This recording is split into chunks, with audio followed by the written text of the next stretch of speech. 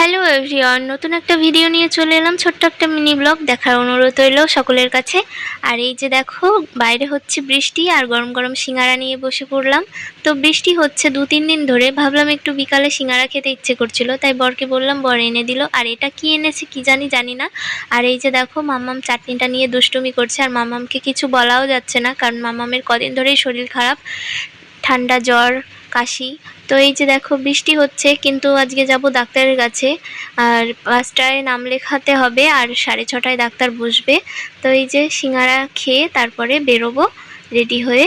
আর মাম্মামের ঘুমাতেই পারছে না, রাত্রে ঘুমাতে গেলেই বমি করে দিচ্ছে কাশতে কাশতে, ওই জন্য। আর এখনকার ওয়েদারে সবার বাড়িতে ঠান্ডা জ্বর, আমার কদিন আগে হলো, আমার হওয়ার পর এখন আবার আমার মাম্মামের হয়েছে।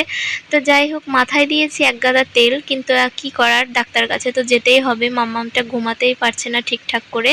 তো এই যে আমরা বেরিয়ে পড়েছি ডাক্তারের কাছে যাওয়ার জন্য। আমার বর একটা ছাতা নিয়ে মাম্মামকে নিয়ে যাচ্ছে, আর আমি তাও ডাক্তার আজকে বসেনি, এটাও জানতাম না, ফোন করে আসা হয়নি সেই জন্য। তো ডাক্তারের কাছে এখানে যাওয়ার পথে এই মন্দিরটা পড়ে।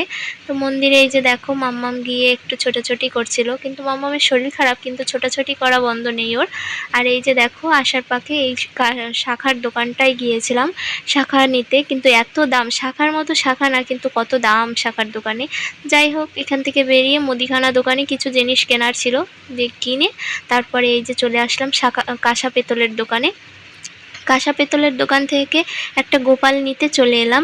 তো অনেক দিন ধরে ইচ্ছে ছিল গোপাল নেব, কিন্তু জন্মাষ্টমীতে নিতে চাইলাম, কিন্তু নেওয়া হয়নি, তাই রাধা অষ্টমী 2 দিন পরে, তো ভাবলাম রাধা অষ্টমীতেই পাতানো যাক। তো কেমন লাগলো গোপালটা, আর আমার ভিডিওটা কেমন লাগলো অবশ্যই জানিও, লাইক কমেন্ট সাবস্ক্রাইব করে দিও। টাটা সকলকে।